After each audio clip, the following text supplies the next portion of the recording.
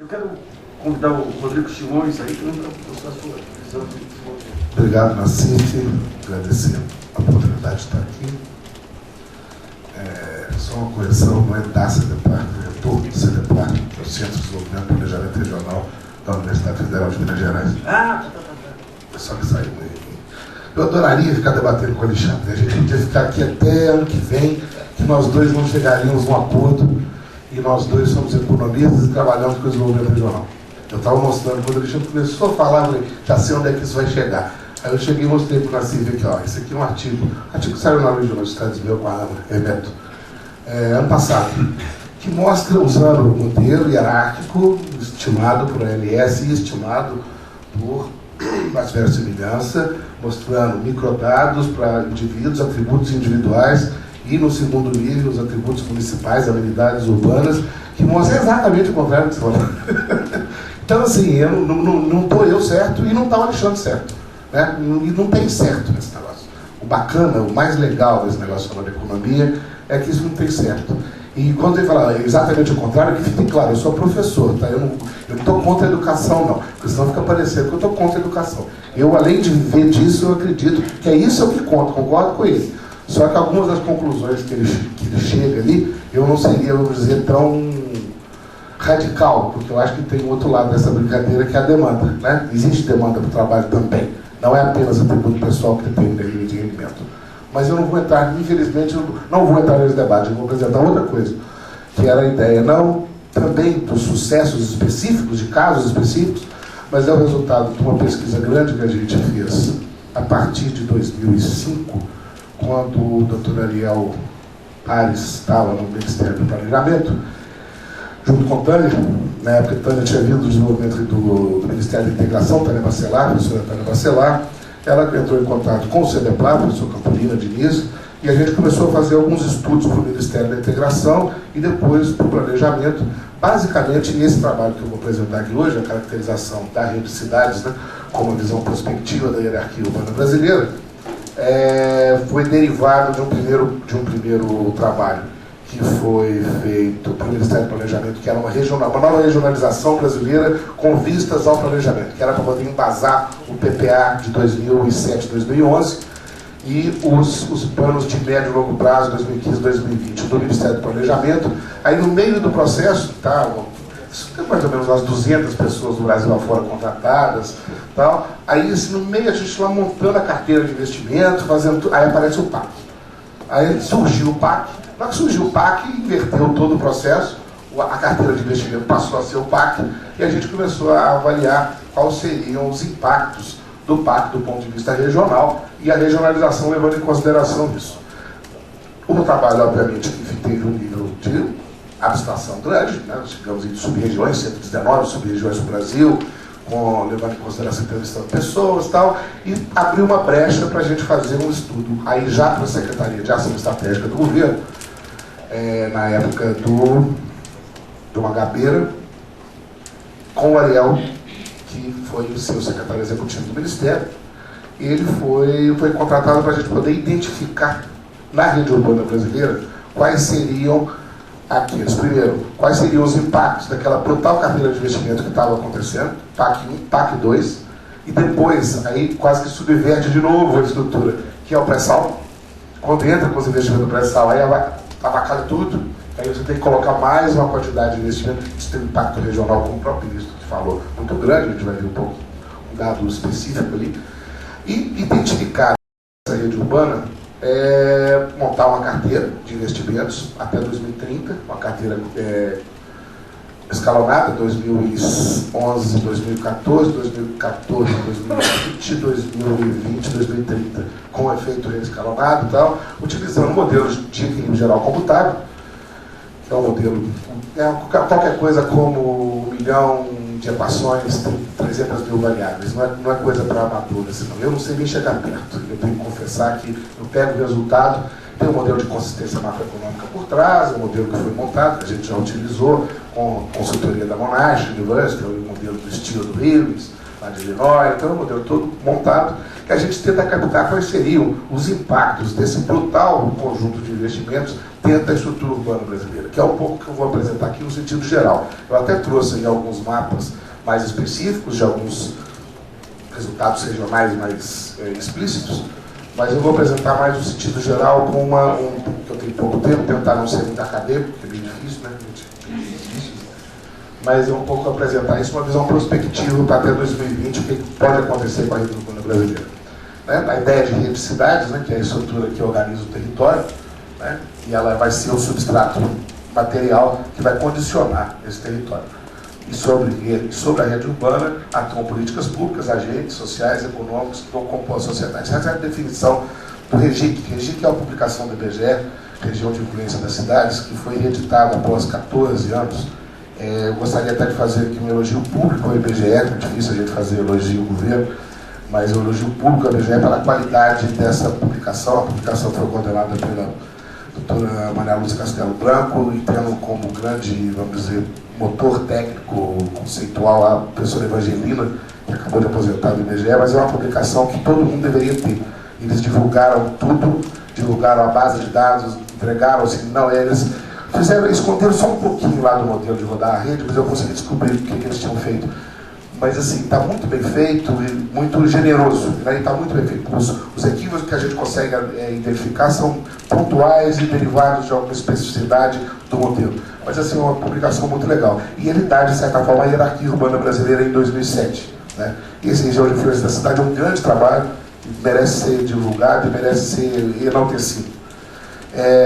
Então, a ideia de rede urbana vai estar diretamente relacionada à questão de territorialidade e do desenvolvimento regional. O objetivo geral nosso era identificar as centralidades atuais, as centralidades potenciais e as centralidades desejáveis, com vistas àquilo que foi o objetivo tratado pelo projeto, que era a busca de um Brasil policêntrico, um Brasil que tivesse uma rede urbana um pouco mais harmônica do que a atual. O diagnóstico, então, das centralidades e das hierarquias urbanas, se você combinar isso com as tendências de evolução macroeconômica dados pelo modelo de equilíbrio geral, o modelo de consistência macroeconômica que está por trás do modelo de equilíbrio geral computável, mais o impacto, né? Você traça o desenho, o modelo de equilíbrio geral, ele te dá o retrato da economia. Aí você pega uma carteira de investimentos, a montagem dessa carteira demorou mais de um ano para ser feita, é uma carteira muito bem montada, e quem já trabalhou com montagem de carteira sabe que o negócio tem que ficar pegando informação, uma aqui, uma ali, então você tem que juntar, escalonar no tempo, senão a carteira está muito bem montada. Se você combinar essas duas coisas, você pode servir como um subsídio, né, conceitual e teórico para poder construir alguma política territorial. Para tanto, a gente tem que incorporar algumas variáveis projetadas, que são as simulações daquele cenário base. Nós trabalhamos aqui com 3 cenários, 3,5%, 4% e 4,5% de crescimento básico ao ano, desagregado setorialmente, depois com o impacto das carteiras. Esse você tem o cenário base, o cenário tendencial da economia e o impacto de carteiras planejadas em execução, utilizando esse modelo de equilíbrio geral computável. A partir disso, a gente consegue projetar algumas variáveis básicas e alguns indicadores sintéticos para poder rodar, utilizando uma análise canônica discriminante, uma análise multivariada discriminante. Essa é uma análise estatística, um método estatístico, eu não vou entrar nele aqui, mas ele te dá algumas probabilidades de determinada pessoa, de determinado indivíduo, que no nosso caso aqui são municípios, estar numa categoria ou estar em outra. Então, um exemplo clássico aqui, quando você faz um método de cluster, um método de desagregação, colocar em grupos, né? O primeiro aqui, homens e mulheres, tá? Ou altura, acima de 1,80 m, abaixo de 1,80 m. Né? Você pega a cor do olho, se é azul, se é verde, então você vai separando os indivíduos em vários grupos, e depois você consegue aglutinar e mostrar que as diferenças internas deles são menores do que as diferenças deles nos demais. A análise discriminante, ela tem uma lógica que não é a lógica CRISP, que a gente chama. Ela não é assim. Nesse tipo de classificação, você pertence a um grupo 0, 1, sim ou não. A análise discriminante, ela te dá probabilidades de pertencimento, de certa forma. Você pode analisar assim, usa uma lógica difusa, uma lógica fuzzy. Ela te dá probabilidade de pertencimento a mais de um grupo. Então, um município, por exemplo, que está caracterizado 60% na categoria 4 e 40% na categoria 3, ele apresenta mais características, 3 é melhor, né? De característica 3 do que um outro que é 100% da categoria 4. Dá para entender isso? Então, assim, se eu tenho alguns atributos que vão colocar, eu sou da categoria mais baixa. Tem um outro município que ficou 51% na categoria mais baixa. Na categorização CRISP, ele ficaria junto com aquele outro que era 100. mas ele tem 49% de uma categoria acima. A ideia era conseguir identificar, nós utilizamos uma regra de corte de 85, então a regra de corte bem rígida, aqueles municípios que apresentassem, na soma dos demais, uma diferença que desse 85% para o inicial. Então seria uma certa eficiência para poder escolher municípios que poderiam ser foco de política. Tá? Então essa era a ideia inicial. A metodologia utilizada, então, foi identificar essas potenciais centralidades e mudanças na hierarquia urbana, né, de forma a estabelecer uma reclassificação da rede urbana brasileira a partir do regime desses indicadores. É um método de análise multivariado, é de uma função canônica com um método discriminante, e identifica essas centralidades que possuem esses atributos que lhe permitissem a classificação superior na hierarquia urbana. A partir disso, você tem, então, as projeções de alguns indicadores sintéticos. A ideia básica eram os potenciais de mercado. Então nós construímos 9 indicadores sintéticos que, junto com as projeções de PIB e as projeções populacionais, nós utilizamos projeções populacionais que foram feitas pelo Laboratório de Projeções Populacionais do CEDEPLA, que é o maior centro de demografia dessas coisas, né? O maior centro de demografia da Sul. É o maior centro de demografia brasileiro. Tem lá o Laboratório de Projeções Populacionais. A gente pegou os resultados do modelo de equilíbrio geral computado, não apenas para PIB como para renda, e fizemos esses 9 indicadores de potencial de mercado. Né? O PIB per capita municipal, uma taxa de crescimento anual desse PIB, uma taxa de crescimento do PIB per capita, o índice de terceirização, o índice de industrialização, o índice de dinâmica migratória. Eu tenho as fórmulas disso aí, se alguém quiser, está no outro slide. O índice de centralidade municipal, o índice de exposição ao comércio exterior e o índice de capacitação tecnológica regional. Isso foi calculado para cada um, não são municípios, tem que lembrar que são áreas de concentração da população. Tá? Porque no REGIC, é uma coisa inclusive muito inteligente do REGIC, porque quando você faz rede, né, você pega, por exemplo, São Paulo, aí Guarulhos tem 1.100.000 habitantes, aí Guarulhos entra como outro município que vai estar numa categoria da rede urbana brasileira lá em cima. Aí, como isso é relativo, você retira importância de outros lugares. Acontece que Guarulhos é São Paulo. Então você tem que pensar na área de concentração da população. Então São Paulo vai ter lá seus 26 milhões como área de concentração da população, Belo Horizonte, Contagem, Betim, Jaboatão, Paulista e Recife. Então você tem áreas de concentração da população. Tá? Isso é um grande avanço do regime em relação aos regimes anteriores. Então você não complica a hierarquia da rede urbana por meio de divisões municipais que são apenas formais, de certa forma. Então, é uma dimensão que é interessante. A gente pegou esses indicadores, ali tem dados de comutação diária, dados de fluxo de migrantes, dados de essa capacitação tecnológica regional, é um índice que foi construído pelo CROCO, até que leva em consideração patentes, doutores, mestres, pessoas de ensino superior e por aí vai. A partir disso, a gente usa uma função canônica, está ali explicitada, não vou entrar no que é isso, né, porque não é o caso, tá? E vai chegar no resultado. Aqui não dá para ver por conta do coisa, mas se alguém quiser, eu tenho mapas por região, que dá para ver quais são os municípios. Eu vou mostrar o sentido geral e o sentido da rede urbana. Se a gente faz um log linear de uma hierarquia urbana, tá?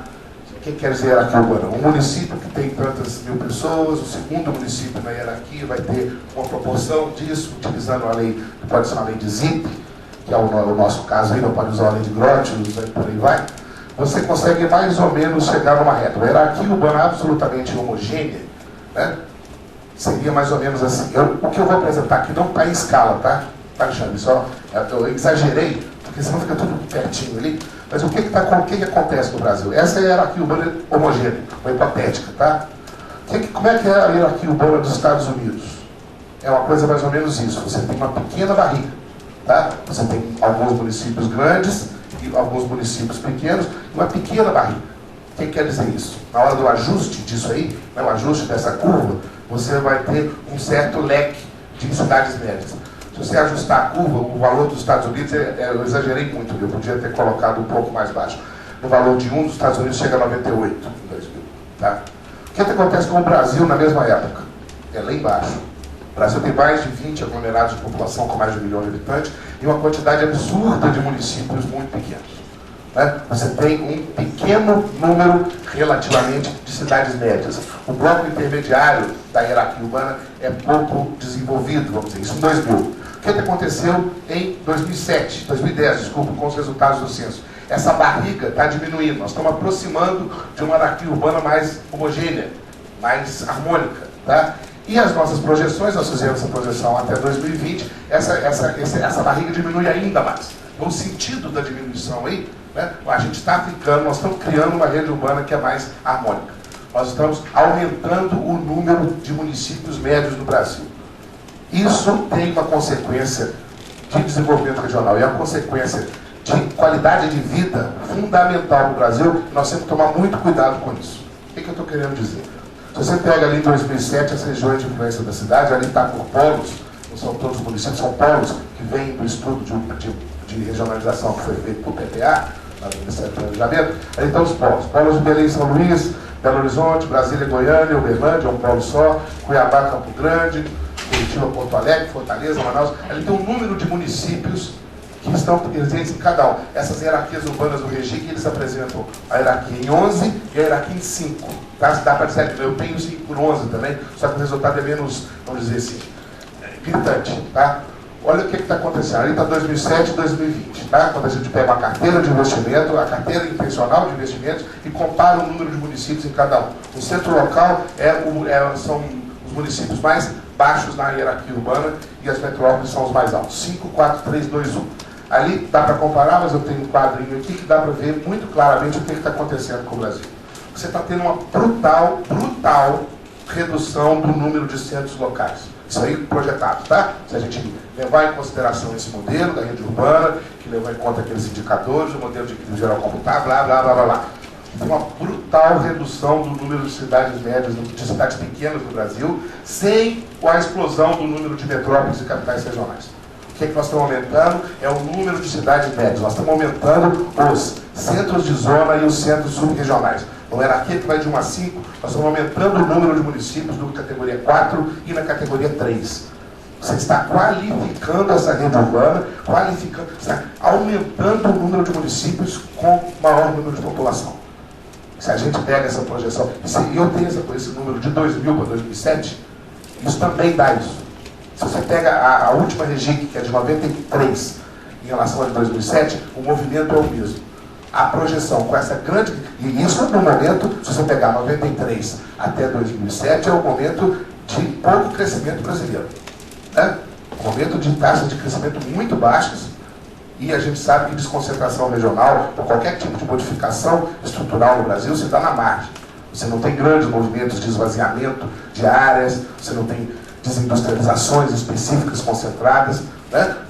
Qualquer tipo de desconcentração, de aliviar um pouco a concentração regional, você dá na margem. Quando você está crescendo muito pouco, esse período entre 93 e 2007 cresceu muito pouco. E mesmo assim você teve uma redução grande do número de municípios pequenos. Isso, e todo mundo fala no Brasil, que o Brasil tem municípios demais, porque eles agregam os municípios, e quase você está tendo uma redução desses municípios, com a taxa de crescimento da população absolutamente controlada. O Brasil hoje cresce abaixo da taxa de reposição. A taxa de fecundidade brasileira é abaixo da taxa de reprodução da população. É 1,9, a taxa de reprodução é 2,2. Então não é que nós estamos crescendo a população explosiva, não. O Brasil já tem padrões de primeiro mundo de crescimento. Nós fizemos uma transição demográfica em 30 anos, coisa que, por exemplo, Itália e Alemanha demoraram 150 para fazer. Então você está tendo uma brutal redução do número de centros locais e aumento dos centros de zona. E isso não é regionalmente neutro. Tá? Quando você trabalha, a gente estava com a carteira sem os dados do pré-sal, isso ficava mais exagerado. Agora com o pré-sal volta a dar uma litoranizada de novo. Né? Esse é o problema. Antes você tinha uma ocupação do Brasil central. Isso aqui foi uma coisa mais... em 2 grandes eixos. Se eu tiver tempo, depois eu vou mostrar só um mapa, que são os 2 grandes eixos de expansão desses municípios que vão sofrer esse aumento da sua hierarquia urbana. O eixo que vai para o centro-oeste e o eixo que segue Tocantins, Belém, Brasília, sul do Maranhão, sul do Piauí, né? Esse eixo. Isso. Lá para cá. Os picos lá de cá. Então, o resultado básico, esse no sentido geral, ali é um pouco aquela história da concentração. Você tinha em 2007 Com o crescimento do plano base, né, tendencial e ano base, você estava levando aqui, isso é o centro gravitacional da economia brasileira. Tá? As mudanças são muito marginais ali. O que está na ordenada da Bicissa são a longitude e latitude. Tá? No fundo, você está saindo de um morro em Bambuí e indo para outro em Torres do Indaiá. São 40 quilômetros a mudança. É pouca coisa, mas esse é o sentido. O sentido que estava, antes de você entrar com o grande bloco de investimentos no pré-sal, você estava caminhando para o centro e para cima. Agora você vai caminhar mais para cima ainda, os investimentos no Rio de Janeiro e no Espírito Santo, e alguma coisa lá de cima, do Maranhão e dos portos, façam que você leve para cima, mas litoralizado. Então você não está mais adentrando dentro, né, do Brasil continente, você volta a ter uma litoralizada. E o Gini, aí é um Gini espacial também, projetado, né, para 2030, você vai ter uma redução, uma melhora, mas é muito pequena, igual o Alexandre fala, que essas coisas são muito estruturais, isso não sai mexendo assim de uma hora para outra. Tá? Aí tem a composição das carteiras de investimento, eu não vou entrar aí, eu destaquei algumas coisas, alguns estados, né? Maranhão, quantidade de investimentos, isso aí entre 2012 e 2015, entre 2008 e 2011, Maranhão também com 8,3% dos investimentos brasileiros, Pará, com uma porcentagem grande, Maranhão novamente, isso nessa carteira escalonada. Né? Aí, esse é o mapa que eu queria mostrar, eu não sei se vocês estão conseguindo, deixa eu só voltar aqui, não sei se vocês estão conseguindo ver, só para eu terminar.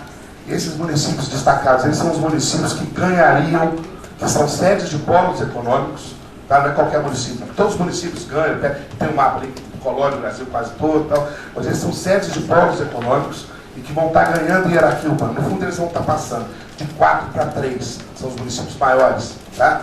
Dá para ver nitidamente o eixo que vai pelo centro-oeste. Você vê que não tem muita coisa litorânea, até tem no nordeste, tá? Mas você não tem, você tem mais esse eixo do centro-oeste, cidades que são muito pequenas hoje, mas que tendem a ficar muito grandes com essa base de investimento. Alguma coisa espalhada pelo estado de São Paulo, né? O estado de São Paulo tem a rede urbana mais harmônica brasileira, você quase chega em 98 se você fizer um simples só no estado de São Paulo, apesar da distância entre São Paulo e Campinas, que é a segunda, ser muito grande, né? É grande demais, então avacalha um pouco o ajuste, mas é quase harmônico, parece o sul da Alemanha, é tudo bonitinho, assim, parece o décimo queijo do estado. Mas você tem esse município, mas os dois grandes eixos, esse eixo que sobe ali pela Belém Brasília, né? E esse eixo do centro-oeste. Esses municípios têm investimentos grandes, investimentos setoriais, tal, que vão tender a dar essa melhoria na rede urbana brasileira. Eu não vou entrar em casos específicos, mas o que eu gostaria de salientar para terminar é só uma coisa. Quando você faz essa modificação desses municípios, você tem que tomar muito cuidado, porque quando você tem municípios de escala metropolitana, grandes municípios, tem estado neles. Lá o estado pode estar ruim, pode não ser o melhor, não é o que a gente quer, mas tem estado lá. Tem estado que garante certo tipo de acesso a certo tipo de serviço, a certo tipo de bem, né? Que o estado, de certa forma, fornece. Saúde, educação. No município muito pequeno, não tem estado, mas existe uma rede de proteção social, que é uma rede familiar, de laços de parentesco, laços de amizade, né? Uma rede de proteção que o município pequeno te fornece. Quando você não alcança uma escala metropolitana, e obviamente na escala metropolitana você tem uma oportunidade de emprego, você tem mais demanda para o trabalho, você tem essa habilidade, você tem essas coisas. Na cidade pequena você pode não ter isso, você tem essa rede de proteção social. Quando você vai para essa cidade média, que o Estado não está presente, que você não tem as oportunidades que a metrópole te fornece, e você perde as suas redes de proteção social. Isso é uma bomba que pode estourar no Brasil nos próximos 20 anos, 15 a 20 anos, que nós temos que começar a fazer coisa agora. Por isso é que a questão da educação é importante, mas a questão da infraestrutura é fundamental. Infraestrutura não é só infraestrutura de porto, não. Tem que fazer infraestrutura social. Tem que ter saneamento, senão você vai criar níveis de pobreza metropolitana. Isso é um conceito que é mais ou menos difundido, que a pobreza metropolitana é diferente das outras pobrezas. Você vai criar níveis de pobreza metropolitana sem as benesses de estar numa região metropolitana, que são as oportunidades de emprego, blá, blá, blá, blá. E a própria presença do Estado. Então, há que começar a fazer isso agora. Que seja, a forma eu não vou discutir, mas que o Estado tem que passar a se fazer presente nesses lugares. para que essa bomba não exploda, se você começar a ser feita agora, que 2020 já está quase aí. 2020, 2025, e essas cidades vão crescer muito. E você pode complicar indicadores de violência, indicadores de saúde, indicadores de educação, se você não começar a agir agora. Obrigado, Tassilo.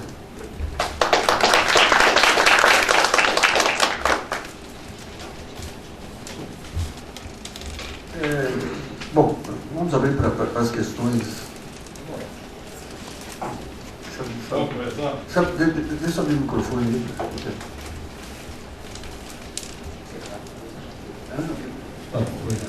Bom, no comentário geral, as palestras, outras 3 palestras, no anterior, que eu não consegui, inclusive, conversar com o ministro que estava aí, uma das questões do problema nosso do Brasil, crescimento maior de sul e sudeste e nordeste, é um problema também geográfico e climático, que o pessoal não se dá conta. Por que razão vieram os alemães, os japoneses, os italianos ir para o sul e sudeste?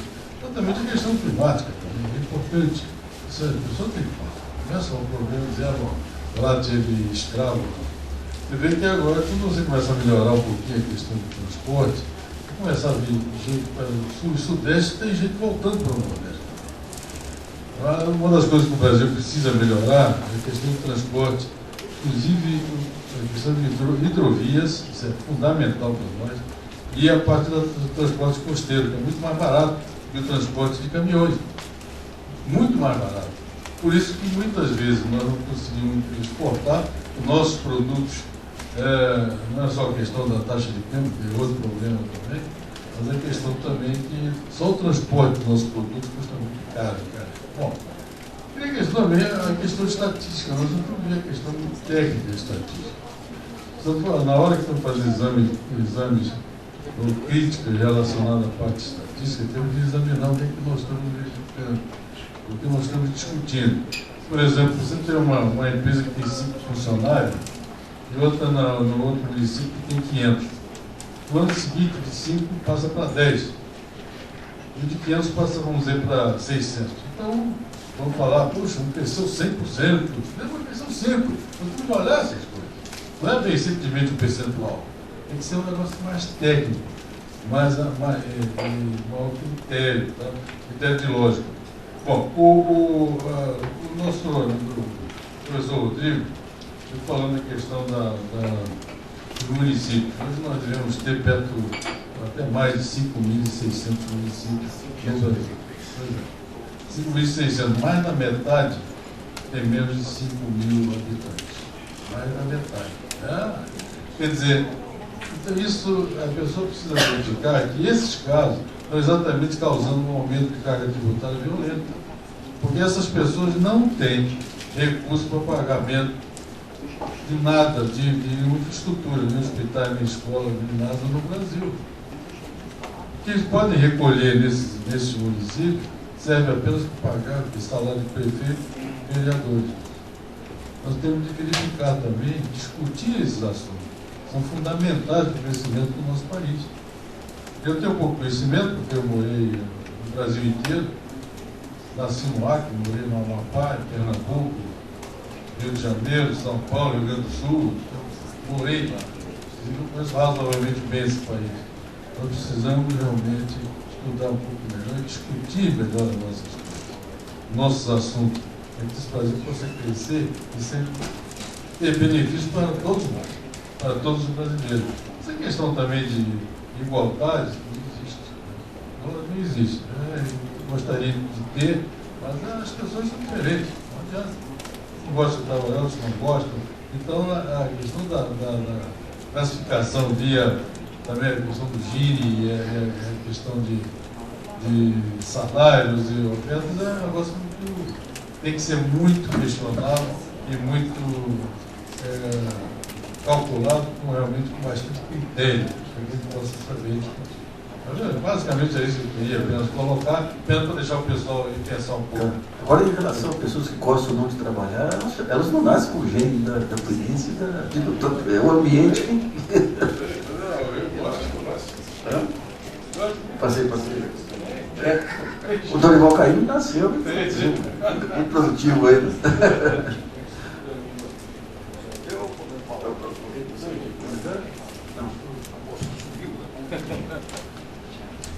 Uma resposta ou posso falar? Não. Pode falar? Tá. Eduardo Lopes, vamos recordar. Vamos esclarecer que eu sou um anti-economista. Eu nunca me liguei com economia. Sou designer, desenvolvimento de produtos. Né? Mas eu tenho um respeito muito grande pelas profissões, inclusive pela economia.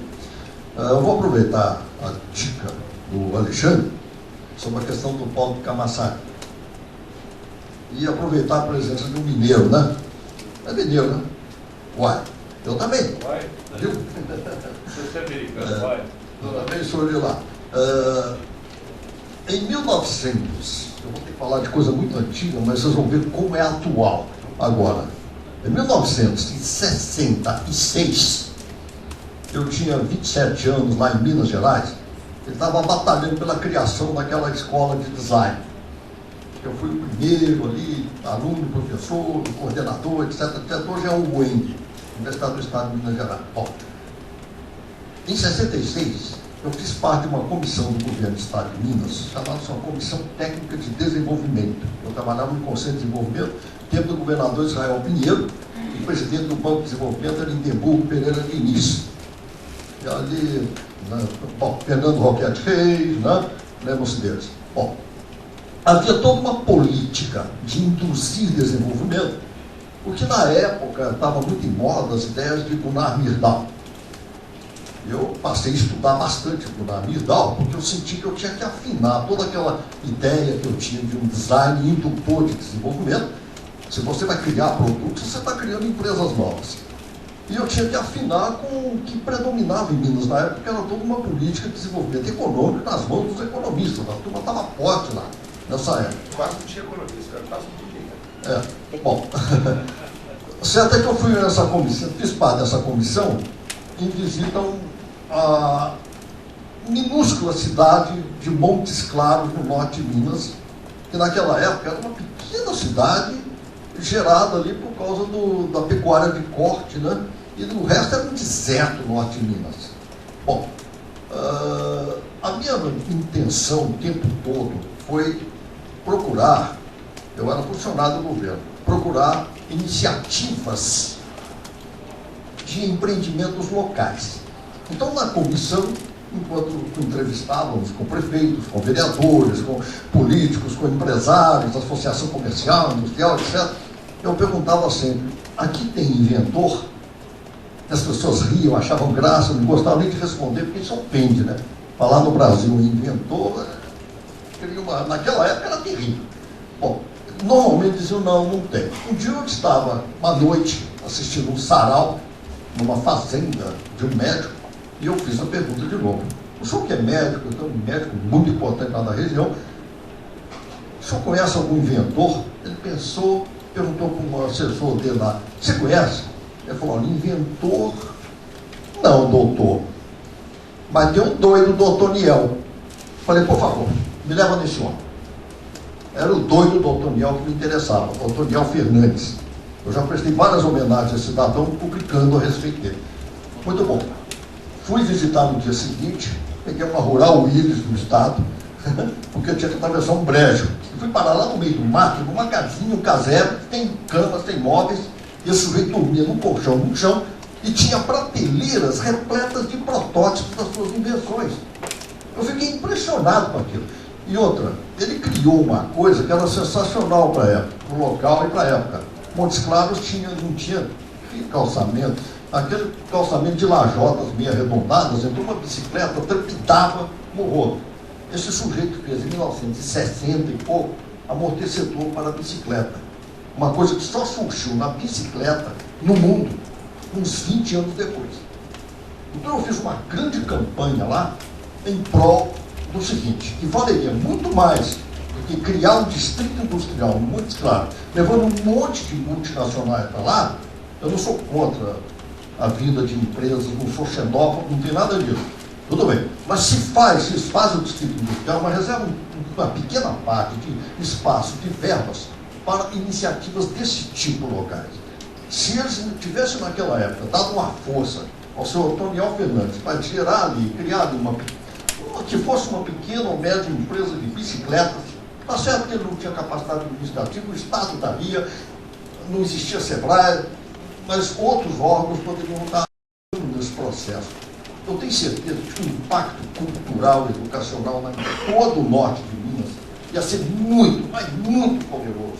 Muito mais do que no braço do Brasil. E eu fiz só para concluir, um certo prognóstico de que aquilo não ia dar certo. Criar aquele distrito industrial super sofisticado no meio do mar. E 30 anos depois, em 68, eu fui convidado aí pelo governo de Minas a ir lá visitar Montes Claros e encontrei um verdadeiro cemitério de empresas. Aquelas empresas que foram para lá, foram motivadas com incentivo fiscal. Vencido lá um prazo talvez de 10 anos, elas teriam que retribuir e começar a pagar imposto. Caíram fora e foram para outros locais. E deixaram aqueles galpões imensos, como verdadeiras ruínas.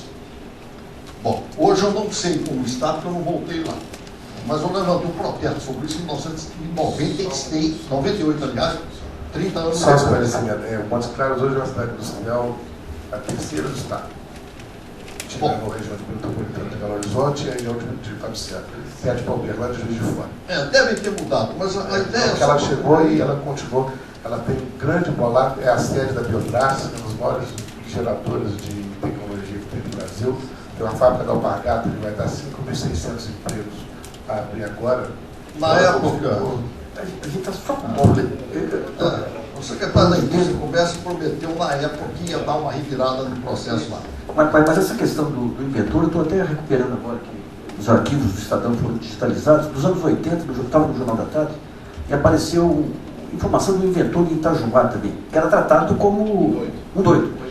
E eu fiz um conjunto de, pedi para o repórter lá, a gente fez um conjunto de matérias sobre inventores, que eu fui objeto de chacota de alguns colegas na época, mas digamos, essas pequenas sacadas, o cara da USP que analisou o bico do gás, do fogão. Então, o bico do gás, como ele fazia uma coroa que era bonita, mas havia dissipação de energia.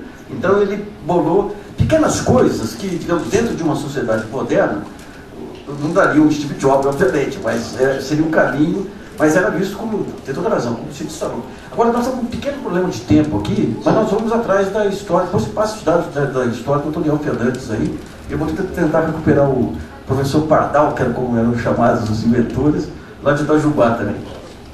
Só uma sugestão, faça um seminário sobre esse tema que vai ser interessante. É bom, muito interessante, muito interessante. Eu tenho uma curiosidade em relação ao Sergipe. Sergipe, eu tenho 2 programas que eu faço cada 3 anos, o Carnaval de Recife e a Festa Junina de Sergipe. E eu corri Sergipe, fui até aquela inclusa que tem lá. O papel, você falou, vamos pensar em infraestrutura não do ponto de vista econômico e financeiro, mas do ponto de vista de integração cultural. O papel do asfalto lá é fantástico. É fantástico. Eu corri lá com um chefe do governo lá do estado, ele mostrava lá as 2 estradas lá, uma que vai para o Maranhão, outra que vai para aquela inclusa. Esqueci até o nome lá. Ele mostrava, está vendo essa cidade aqui? Essa cidade é a minha cidade. Essa cidade não tinha nada, não tinha nem integração cultural com a capital. Quando vem o asfalto, então é o seguinte, a gente tem toda essa crítica ao rodoviarismo e tudo aí, mas não tem conversa. Então é o ponto inicial, inclusive, para valorizar a educação, para valorizar... A gente está... todos concordam que todos os fatores são relevantes, a educação é fundamental. O ponto central é o seguinte, o que deflagra primeiro esse processo de conscientização para transformar a educação num ponto essencial? Mas se o pai sai do você briga 40 anos. Nós vamos morrer achando coisa diferente. É o primeiro mineiro que morre até o fim brigando. Não, inclusive, eu acho que essa discussão também do índio lá e do centro aquele modelo mineiro do final dos anos 60 me merece uma discussão bem mais detalhada. Né? Só fazer uma propaganda. Está sendo feito dentro do CDPLA uma história institucional dos organismos de desenvolvimento de Minas Gerais. O INDG, o INDE e o Distrito. O INDE tinha mais um, a Fundação Europeia. E tem que levar em conta também o extraordinário papel das estatais desde os anos 40 e 50 na formação de visão de planejamento. Basicamente isso. CEMIG, depois A Petrobras, a partir dos anos 60 e 70. Basicamente, a CEBIC ela é o centro de todo o sistema de planejamento. É, fantástico. Todo mundo saiu de lá. Não haveria Juscelino, não haveria Juscelino sem CEBIC. Não.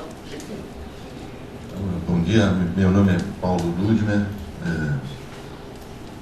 Eu gostaria de amarrar as 3 palestras desde o início. Eu acho que, numa visão sistêmica, eu estou sentindo falta, esta manhã, dos limites impostos pela natureza à economia. Muito tratadas pelo professor Georgesco, que, junto com o Delfim Neto, ajudou aqui a construir a USP, a economia da USP. Em que sentido? Acredito que o nosso ministro, infelizmente ele não está aqui mais, ele por qualquer motivo, não incluiu nas suas considerações o fato de que a bacia do Rio São Francisco não aguenta mais nada. Não aguenta mais nada. Nós vamos ter mudanças climáticas. Haverá mudança da água fluente. É fatal. Nós estamos predando nossos aquíferos. Para fazer o que está se fazendo no Rio São Francisco, no mínimo nós vamos ter que desviar o Rio do Sono das bacias do norte para ajudar o São Francisco. E a irrigação rouba água daquele rio em proporções iguais ou maiores do que hidrelétricas, mais de uma. Nós só temos lá um grande lago de acumulação, que é Sobradinho, plurianual, era plurianual.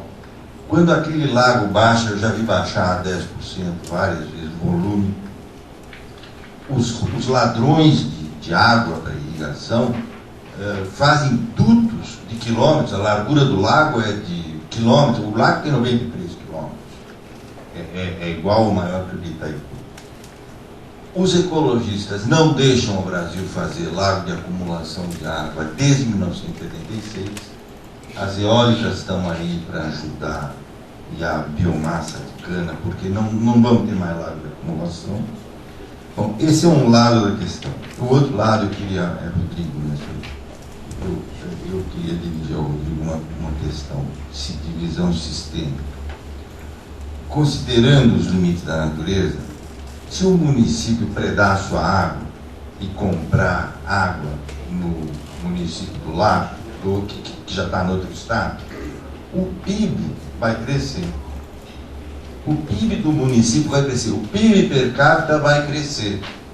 Porque a compra é uma atividade econômica.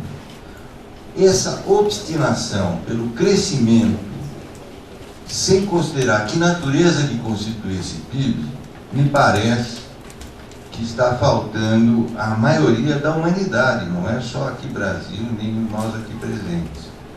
Nós estamos, esse desejo, por exemplo, nossas fábricas poderiam produzir produtos duráveis mais duráveis. Nossas fábricas poderiam produzir produtos consertáveis, não descartáveis, etc, etc. E várias outras normas em benefício dos nossos descendentes. Eu já estou terminando, Luiz, mas só para finalizar, gostaria de dizer o seguinte. Tudo isso que eu falei é muito utópico, porque é só emprego em qualquer fábrica, em qualquer coisa. Não é? Mas eu gostaria de mencionar que o decrescimento não é minha religião. No entanto, nós temos que começar a revirar um pouco do avesso, como nós estamos no mundo, porque essas suas projeções, Rodrigo, não consideram as mudanças climáticas, não, etc. Porque haverá, provavelmente o Nordeste vai ficar mais deserto, a Argentina vai ficar temperada, nós vamos ficar tropicais, isso num espaço não... É bem verdade que a humanidade não tem, digamos, domínio sobre o que os vulcões fazem, o que está acontecendo no fundo do mar e tal, mas... O professor Carlos Lopes, das mudanças climáticas, ele trabalha, o responsável dentro do CIDEFLAR, o primeiro modelo de geral como estava, o professor Edson Domingues, que trabalha no INPE com o professor Carlos Lopes. Então a gente tem trabalhos que estão estudando mudanças climáticas, essas coisas todas. A questão do limite da natureza que você colocou, eu acho fundamental. O ministro não está aqui, então eu não vou polemizar contra quem está aqui. Mas esses projetos de irrigação que foram pintados aqui como essa grande solução, Isso é absolutamente temerário da escala que eles estão planejando. Isso não é assim tão simples, não. Nós temos um caso, nós temos um benchmark para poder olhar. Se chama Rio Colorado. Um dos rios mais bonitos do mundo, que ainda no Colorado é maravilhoso e que não deságua mais no mar. O Rio Colorado acabou.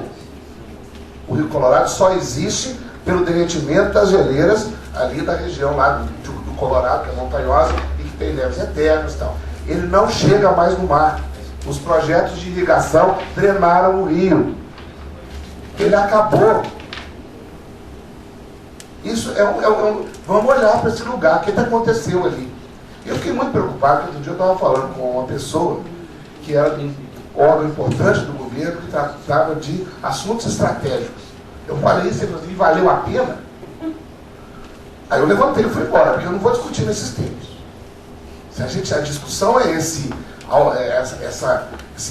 homocentrismo, aí eu não esse antropocentrismo absolutamente, desculpa, burro, eu não vou nem discutir, levantei e fui embora. Não pode ser, não pode valer a pena. O valor em si. E esses, gente, São Francisco, gente, para cima, quando ele volta para Sergipe, né, que ele faz aquela voltinha, ele tem um lugar lá, que eu fui para lá outro dia, você anda 60 metros com água pelo joelho. O São Francisco.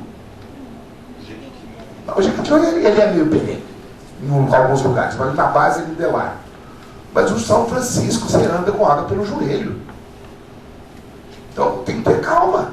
O Centro-Oeste não tem, apesar de ter o aquífero Guarani, eles não estão buscando água lá embaixo, que é muito caro. Lá no caso da Catarina tem um aquífero que é um dos maiores do mundo. Mas é muito caro buscar, é para baixo do artesiano. Aí você tira do rio, porque ele está ali. Então, tem que tomar cuidado com essas coisas. Irrigação é bom, dá emprego, faz aumentar a exportação, faz gerar alimento. Tem que ter sim. Mas tem que tomar muito cuidado, senão vai começar, esses limites da natureza, eles começam a ser impositivos. E não é apenas para a geração, por um valor mais geral. Né? Não é apenas a nossa sobrevivência dos nossos. Não, o mundo. Bom, nós somos exportadores de água. Bom, infelizmente nós a gente terminou o tempo, porque eu acho que a irrigação, inclusive o modelo fundiário não ficou muito claro, eu acho que merece depois a gente continuar pelo portal lá, uma discussão mais aprofundada, que eu acho que é um tema relevante aí. Queria agradecer muito ao Alexandre e ao Rodrigo aí, e para a gente passar para a próxima etapa, agradecer também aos interventores aí, que trouxeram boas informações, e passar para a próxima rodada.